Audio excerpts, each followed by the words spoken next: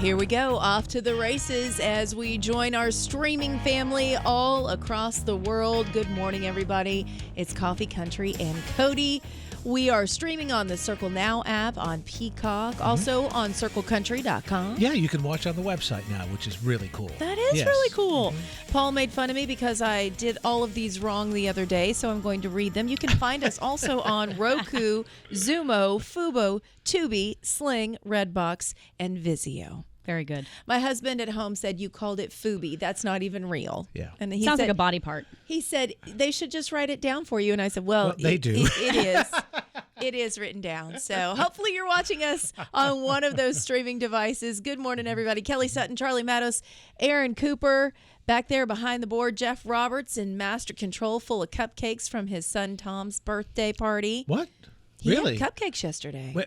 Yeah, well, he must have left them at the door for us. I mean, because certainly we're only a half mile away. I mean, he would. Look at his face. He wouldn't be hoarding all the cupcakes now. I mean, that Sorry. Aww. This is going to be such a fun show. We have so many friends that are coming in to see us. Jerry Salley is going to be here. Incredible songwriter. Oh. Has how many hits? I don't even know. Oh, gosh. We've Well, lost track. no, just for starters, he's got the brand new Chris Stapleton single. There's that. Yes. There is that. Everybody from Loretta Lynn to Reba to Elton John have recorded Jerry Salley songs. Elton John. Yep. That's the outlier here. And That's he owns pretty the cool. record label. So he's in as his own artist today. Jerry is set. That's I even love better. that. Yeah. He's like, hey, I'm going to promote my new artist, Me. Very good. Which is perfect because we're all only children in here. Yes. So he will fit in real nice today as he comes in. And then later on in our 9 o'clock hour, Megan Barker is going to be here. New single, South Dakota, out now. And she's going to the Key West Songwriters Festival. She is. Megan Which is is awesome. phenomenal. She's been a friend of mine since I moved to town, and I am so honored that I shoot all of her content. So I've done all of her music videos in the last couple years. She is such a delight and will just brighten the room more than it already is with these studio lights. I did her Jammin' and Jammies podcast about a year and a half ago, too. I should have come with my flannels this morning and been nice and comfy. We could have got real comfortable. Also, we're going to have entertainment headlines, and it was just announced the nominees for the National Radio Hall of Fame. Some of our really good friends got on this nomination list. Congratulations to Big D and Bubba, whom I love and get to work with. They are incredible. And Crook and Chase also making the list. I just texted with Charlie Chase, and I said, congrats, my friend. One of my first partners when I came to town was Now, actually, Charlie who Chase. did you congratulate? I accidentally congratulated you. Because I just typed in Charlie. The wrong Charlie. And I was like, oh, you're my default Charlie now. Which is kind of sweet, actually. I've had a default Charlie for a number of But for a years. few seconds, I was nominated for the Radio Hall of Fame. I was like, yes, what a good. day. One day. This is awesome. One day. Hold on to that energy, friend. We Okay. need that. We got a lot more still to come. Entertainment headlines as well. This is Coffee, Country, and Cody. Welcome in, everybody. It is a fine morning when you're sitting across from hit songwriter Jerry Salley, and he has brand new music to talk about. I just looked up some of these stats. I'm going to throw them out there. I know you're a numbers guy. You love it because you do so many sports. So I'm just looking on your website, and it says you've had over 540 different songs recorded. Your songs have sold in excess of 18 million records worldwide. Those are some strong numbers, Jerry. Okay. I've been very blessed. Let me just put it that way. But you're so humble about it. If I had that, I'd be swagging all over the place and wearing lots of jewelry. I really would. You have brothers and sisters, Jerry? You're not an only child, no, are you? I'm the oldest of three boys. Okay. Well, See, if you were an there it only is. child, you would. This Yeah. would be all over the first thing. child. You would have parked your Ferrari sideways here in the middle of the, But you will admit, from Loretta Lynn to Reba to Elton John is a great spectrum of people who like your songwriting. It's when I look back on it, it's just crazy. Yeah. You know? I mean, I've just been so blessed, and I grew up. My dad was a banjo player, so I was kind of doomed from the beginning. But I still love bluegrass. You know, I just think it's a great music. I think the musicians are the greatest in a genre. Yeah. That's just my personal opinion.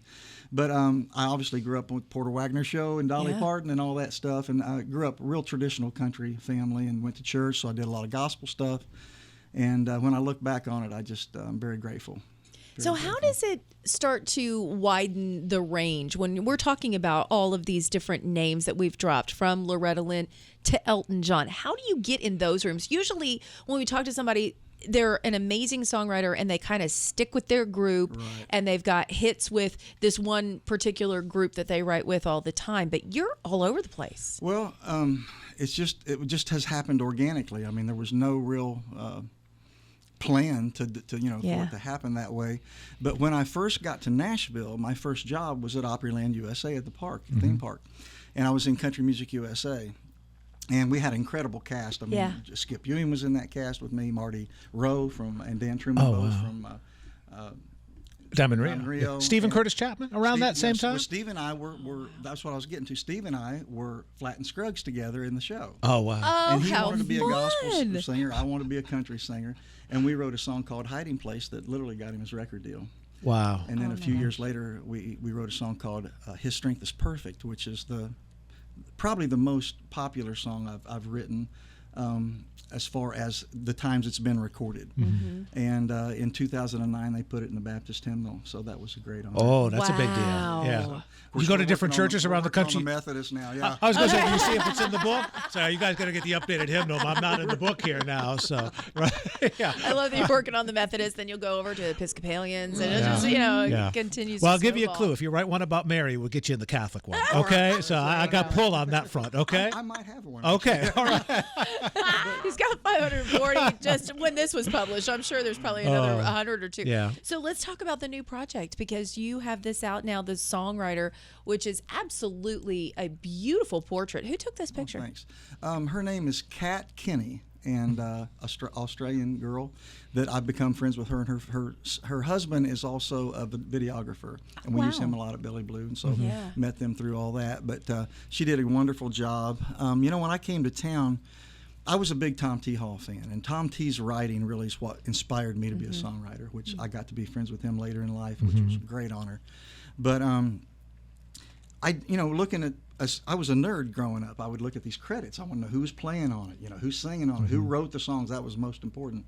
And most of the songwriters back then, if you look, usually it was just one name. Harlan Howard did a lot of writing by himself.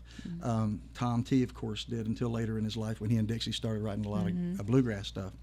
But when I got to town, I found out this was a co-writing town. And so the thing is, you had to be able to write a song by yourself to get in the room with the veterans that could teach you something. So luckily I had some people that believed that I was good enough to put me in the rooms with some of these great writers and mentor me and learn from. You mentioned Tom T. Hall. One of my favorite ever Coffee Country Cody stories was Jimmy C. Newman in studio, and he would say, I used to run up and down Music Row and telling people what a great songwriter Tom T. Hall was, and then he wrote Harper Valley PTA, and I'm walking down Music Row and everyone's telling me what a great songwriter Tom T. Hall was. So because you write one and suddenly you're such a better songwriter than you were yesterday. Oh my gosh! And you have a song on here called "Me and Tom T. Hall." I do. That's a song I wrote, and I'm getting to the record. Yeah. I've had a few songs that I've written by myself that have been hits, and several that have been recorded. But most of the things I've ever done, I've co-written, and I love co-writing. I really do. But I just got this idea 4 or 5 years ago. I thought, you know what? I'm a songwriter. I want to show people I don't have to have a co-writer for everything I write. So I started 5 years ago writing songs by myself it took me 5 years. So, but I finally got some that I was really happy with the way they came out. And, does that engage a different muscle in your brain? Because there is a way that you approach a co-write when you walk in with somebody, and then to be there by yourself. Was there a little moment of maybe some writer's block, or maybe just a little bit of like, not as much writer's block as I will write a lot of things. To me, putting a song together is like putting a puzzle together. So I'll write out all these different lines and all these different thoughts and that I think need to go in there. Then I'll move the pieces around till they fit in the right spot. And the problem with writing by myself for me is that I come up with several options for a verse or several options for a chorus. And then I got to figure out, okay, you don't have anybody to bounce it off of, right? When you're co-writing, got somebody going, that's it, When you're by yourself, you're like, I think that's it. Mm-hmm. You know? You gotta Jerry, have a good intuition. What's your best co-writing advice? Something that you really had to hammer home in yourself to become a better co-writer, or something that you would say to someone that's wanting to get in these rooms and do more co-writes? Well, my best advice is to be a great listener. The only way you're going to learn anything is, well, first of all, you want to try to write with someone better than you, because that's how you're going to learn. Ups your game, right? Absolutely. And then you want to be able to listen. I have co-written a few times where nothing I said was any good, you know, and everything the co-writer said was great. And so that's not a comfortable situation. But I just think it's a give and take. I think you have to be willing to listen. And Jim McBride, who actually did my liner notes on the album, one of my best friends in life and one of the greatest songwriters ever in Nashville, told me one time we were writing, and he really inspired me. When we were together, I would think of things that I normally wouldn't come out of my mouth, you know, and I'm like, man, that's pretty good. He goes, so one day I said a line, I can't even remember what it was, and he said, that's it. He said, I want to tell you something. You need to remember this. If you're not smart enough to think of it that day, you better recognize it when your co-writer says it. Oh, I thought that was really great Wow, advice. So, that is great advice. Because there's all different kinds. I think most people, and certainly I, when I first heard of co-writing, I thought, well, they come in and it's like 50-50. You know, the Sapphic is this, you know, it's so collaborative. But sometimes it's just, man, you got something almost done, but you can't finish it, and it's like, and the co-writer gets you to the finish line, like Bill Anderson on Saginaw, Michigan. Don Wayne couldn't finish it. Bill finished it. You know, so there's all different kinds of what the co-writer brings. Yes, and that's another piece of advice. If you're wanting to get in this business and you want to learn and you want to grow, and you get a chance to be in a room with someone who's had some success, bring them a great idea. They're probably not going to give you their best idea because they're busy trying to write with artists and producers. But if you're just trying to get into it, bring them your best idea. You know, and I say that as someone who's going to be 64 tomorrow and don't have as many ideas as I used to have.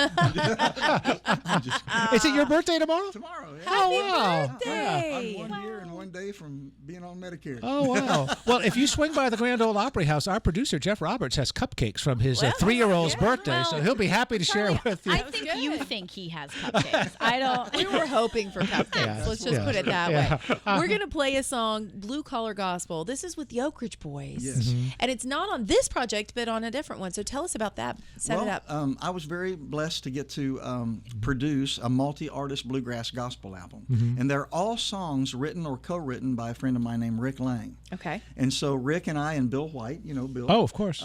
Great writer, great friend. The three of us wrote this song called Blue Collar Gospel that ended up being the title cut of the album. And the Oak Ridge Boys, who I just adore, they're all just wonderful people and treat me so good. I have for years. And I reached out to them and I said, man, it would be an honor to have you on this cut with me. So they sang with me on this particular song. And it's the current, just released last week. Oh, wow. I'm thinking of our friend Dwayne, certainly, after the passing of Nora Lee, and Joe, of course. Yeah. So if you talk to them, tell them that we're with them. Jerry Salley is hanging out with us this morning. His new work, The Songwriter.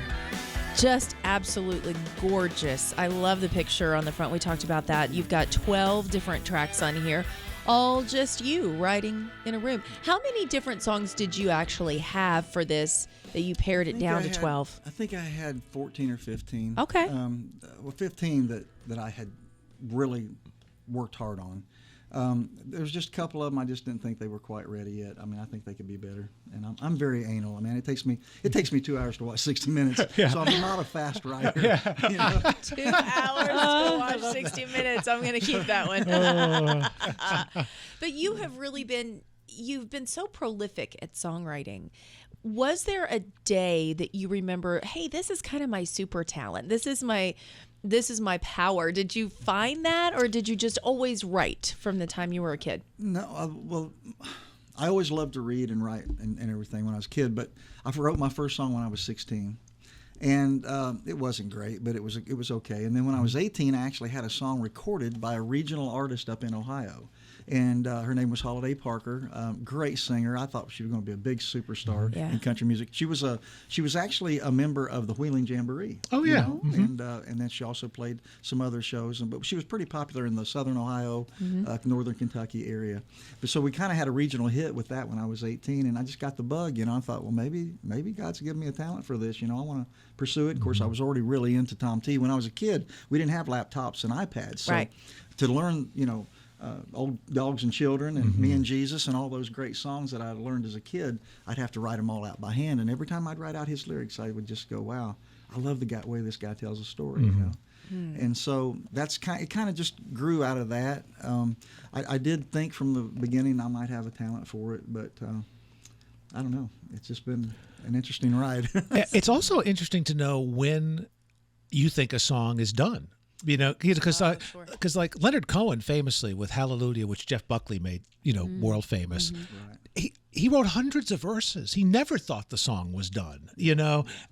So that's an instinct that you got to know too. And it's like, okay, let's leave this alone. This is good, right? I have probably messed up as many songs as I got finished because I'm always looking for that. Is there one better way to say this? Is there because one word can change everything, right? And even in the studio when we're demoing or we're recording, I will still be working on which one of these lines sings the best or sounds the best. Or do you have a sounding board? Someone you play it for? It's and when I'm recording, it's usually the engineer.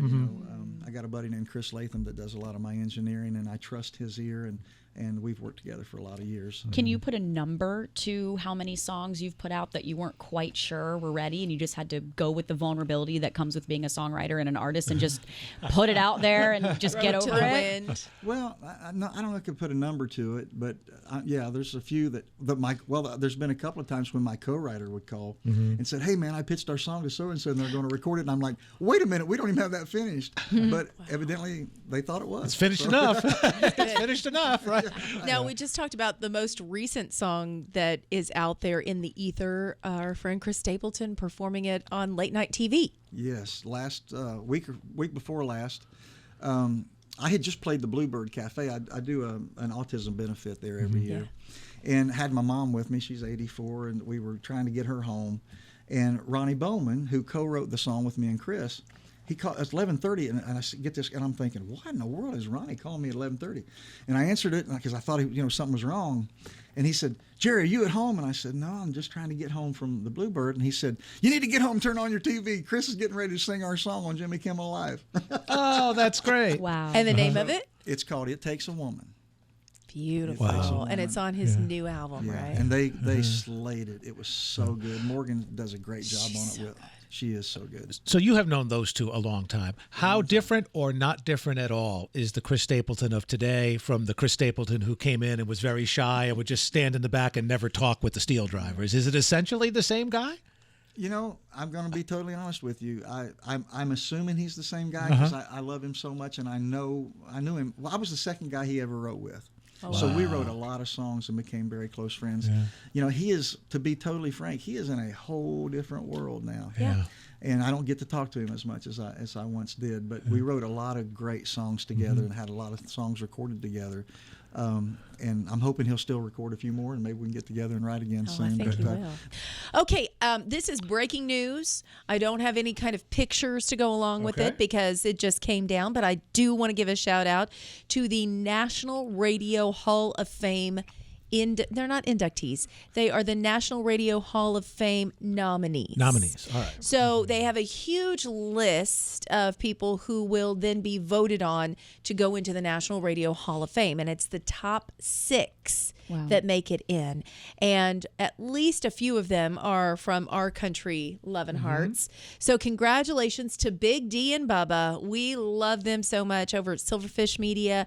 Congratulations. They are on that nomination form. And Crook and Chase, Charlie Chase and Lori Ann Crook. Yeah. And I just texted with Charlie and I said, man, congratulations. That is big stuff. And he said, thank you very much. Yeah. Well, well-deserved on all fronts. Yes. Yeah. I'm kind of shocked that Crook and Chase aren't in, Right. Yeah. Maybe because they're as much, if not more, TV stars than they are radio Sure. stars, you know. I get But boy, that. they deserve it on both ends. And our former colleague Jonathan Schaefer working with the guys Big D and over there. Bubba? Yep. Yeah.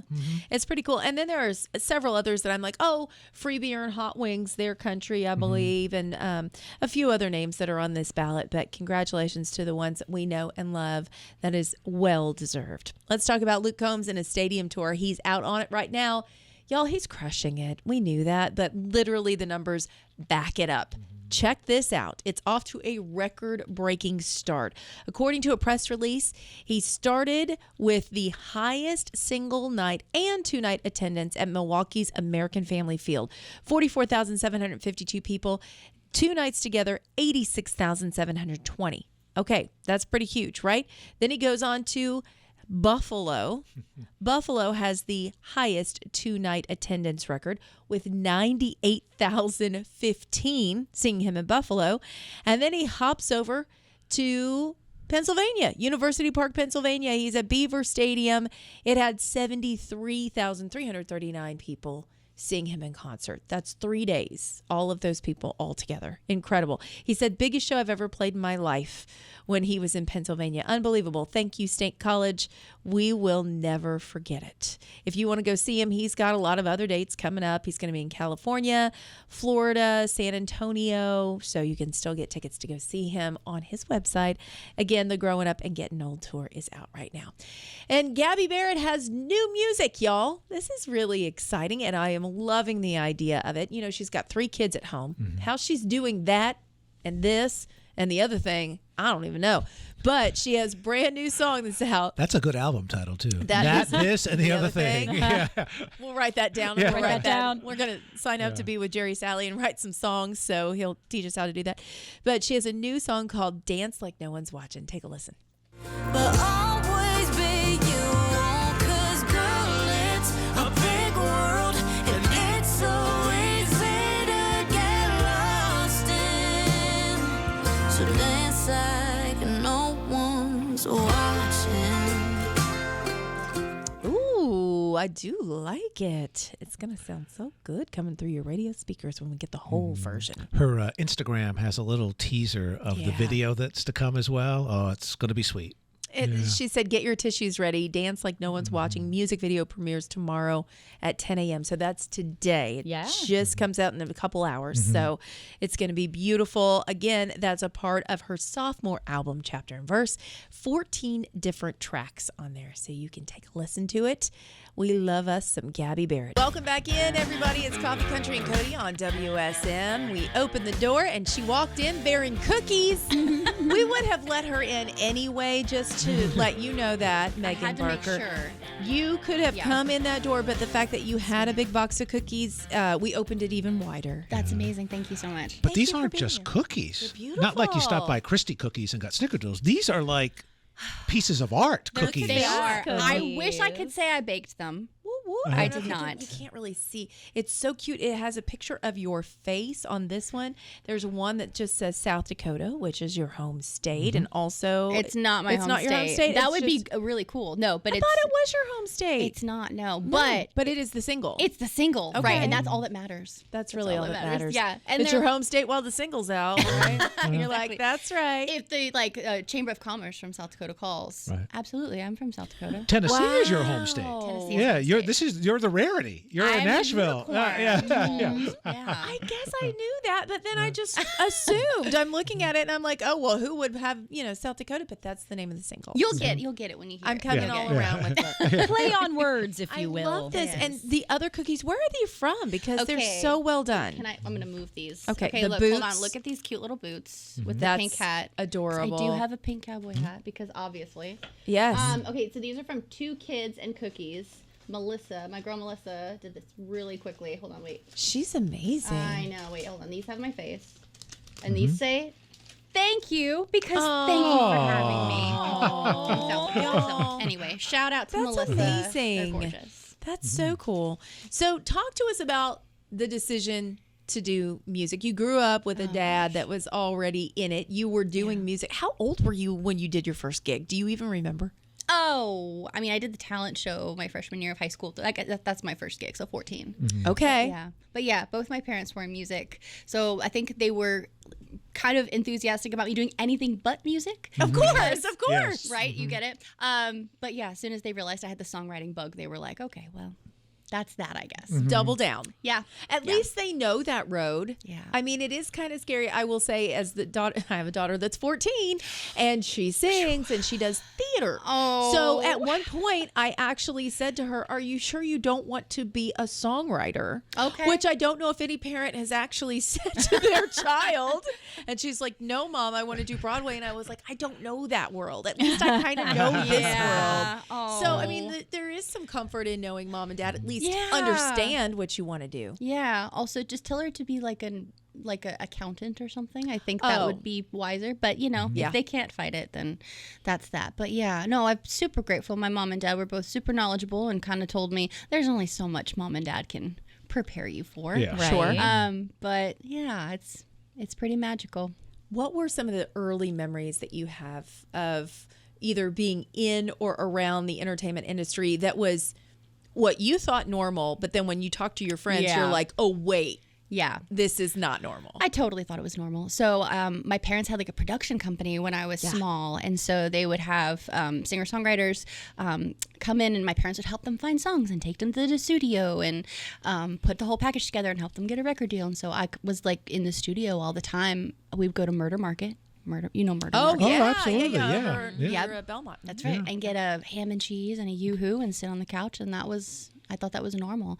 And I remember bragging to my friends. So my dad had some big songwriter friends and publisher friends. And they were like, tell Megan when she wants a record deal that she's got it. So I would like go to school and tell my friends. I was like, I have a record deal waiting for me, you guys.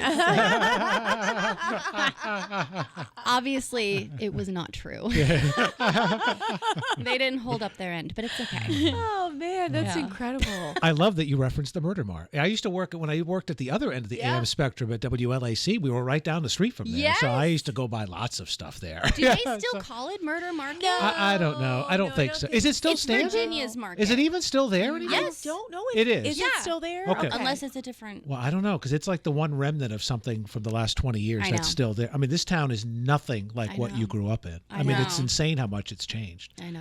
It's kind of crazy. In a good way in some ways, but not in a good way in others. I think you we know? need more condos and high rises. I don't know.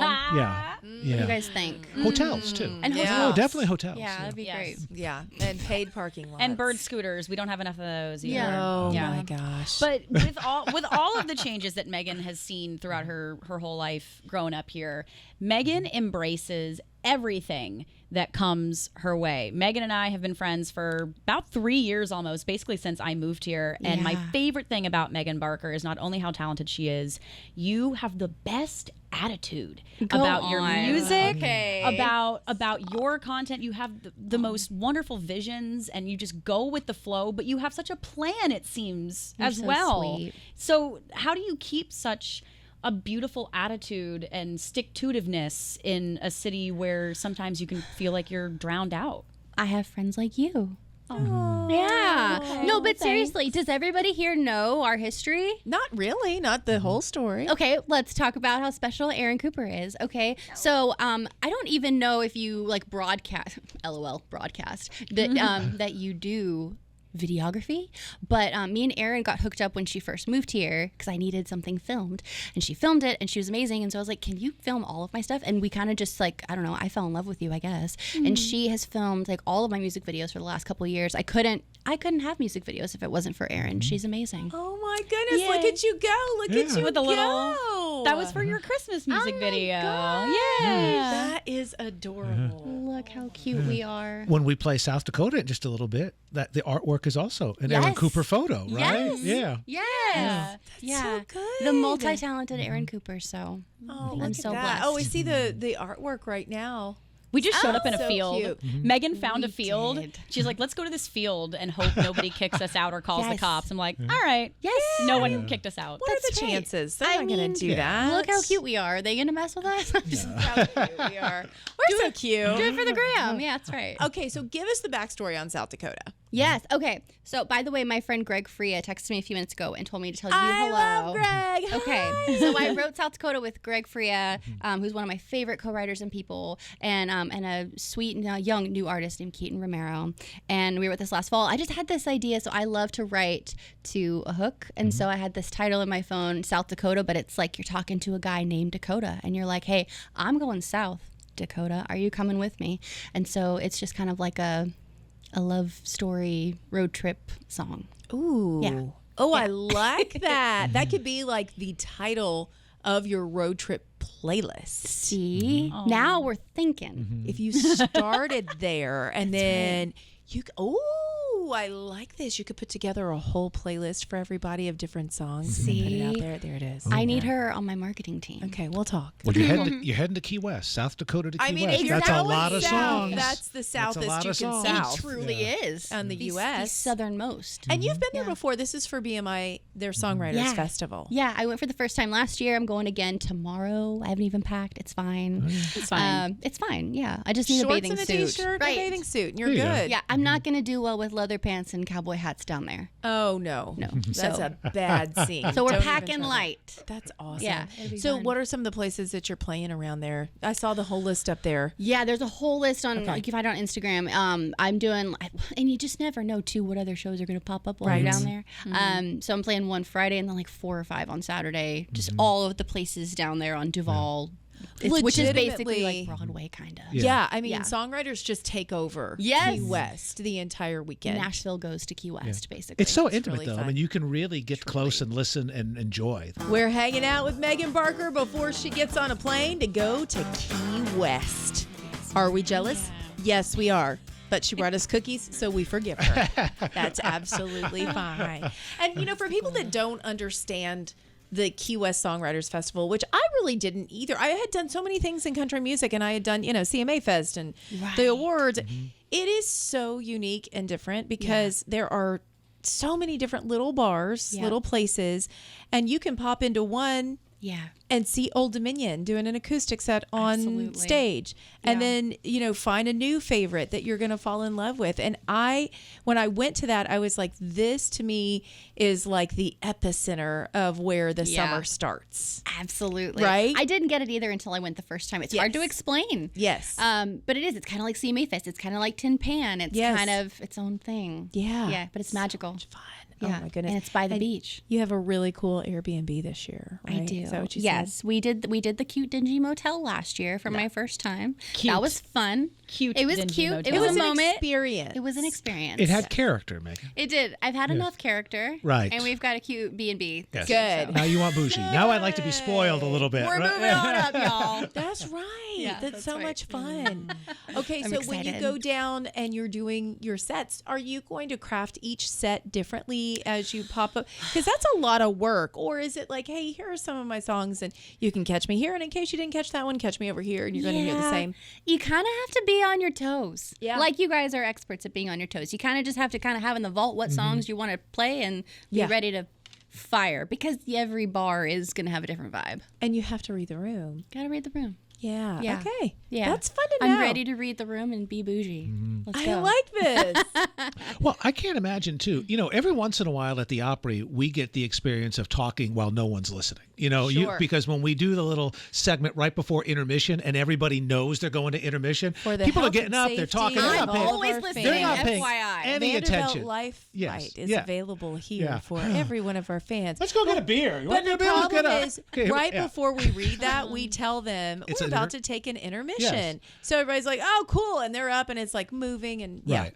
no one's paying. But there's all kinds of performances. I mean, there's the Bluebird kind where it's Yeah. you can hear a pin drop and they're listening to every word you're saying. Yep. And then there's the kind where, the guy's making frozen drinks at the bar while you're in the middle of a song. Yeah. I mean, those are two very different skills That's to so be able specific. to keep your It's I'm true. intimately familiar you. with what he's talking about. Yeah. Yes. I thought my sound effect really brought it over I feel the more top. at home when there's blenders and people talking. And yeah. You want a floater on the top? Yeah. $4. Yeah, that's crazy. You want to put it on the tab? Yeah. Yeah, close Music it to out. me. Close it out, honey. But until you experience both, I don't Yeah. think you really know how to perform, because I think you I need both agree. skills. Yeah, I you know? really do. I wouldn't Yeah. trade the last 10 plus years of my life Mm-hmm. for anything because it's brutal, but it's training wheels. It really is. Yeah, that's very I could true. play anywhere. I Thanks, love y'all. that song. Thank you very much. My favorite part about this song is, and I think you told me this is why you wrote it, is there's so many sad country songs that are like about heartbreak and whatever. Or there's not just like any gal pal, happy, upbeat country songs. And that's such a unique premise for one. Oh, thanks. I'm all about female empowerment. And, especially in Nashville, I don't have room or time for competition. That's right. You know what? You offer something that I don't, vice versa. So I'm all about the sisterhood. So That's Yeah. awesome. Well, you had me at Monica and Rachel in the opening line. Yes. too.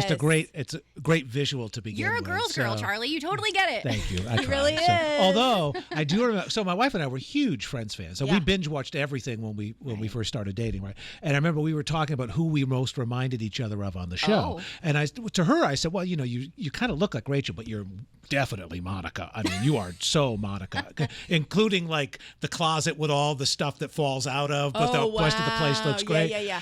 And when it came vice versa, I'm thinking, oh, I'm going to be either like Chandler or some combination of Chandler or Joey. And she goes, oh, you are so Ross. And I'm like, I almost said no, Ross. Ross. I almost said Ross. Yeah. I'm not lying. But I love Yeah. Ross. It's a compliment. Ross is awesome. I'll have to play my Yeah. music. He's Rossum.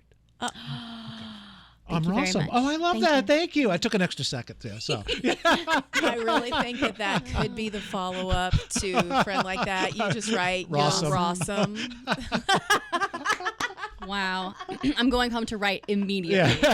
You're going home to pack, young lady, because Okay. you got to Yeah, get right on on the plane. Okay, Yeah, you got it. okay. Thank Got you it. so much for coming in. Thanks for having We me. love I'm hanging such out a with fan. you. I appreciate it. And meganbarker.com is where Yeah. people can find all the info. Come stalk me. Let's go. watch That's those awesome. videos. Yes, go watch all the Aaron Cooper videos. They are beautifully Yes. shot. They really are. thank you. So Huge well shout out done. to Aaron. Love this. Have so much fun in Key West. Thanks, guys. Thank you. Megan Barker hanging out with us this morning here on Coffee Country and Cody. We've got more on WSM. This is Coffee, Country, and Cody. No issue with that. Welcome back, everybody. We are just having the best time hanging out with Megan Barker, talking, eating cookies, not paying attention, knowing that we're back on the air. So I'm sorry if we missed that. But you know what? When someone brings you really tasty treats, then sometimes you just lose track. Yes. Yeah, there's a little bit of that going on. And we kind of want to go with her to Key West. So I was trying to get all the information. I was like, where are you playing and where are you flying into? And she's like, ooh, direct flight. And I'm like, oh, you know what? Yeah. We could do this. I have Southwest Miles. Yep. That convinced me more to go now. It truly is one of my favorite things that I've ever done. Key Largo is also great if you ever have time to just spend, not necessarily have to go all the way to the end. Key Oh, Largo is really? fantastic. Yeah. Okay. Yep. I have So, not done that. Much like the song. Remember the song? Going Key away to Largo. Key Largo. Oh, I was thinking Just Aruba, like Bogey Jamaica. and Bacall. Oh, yeah. Yeah.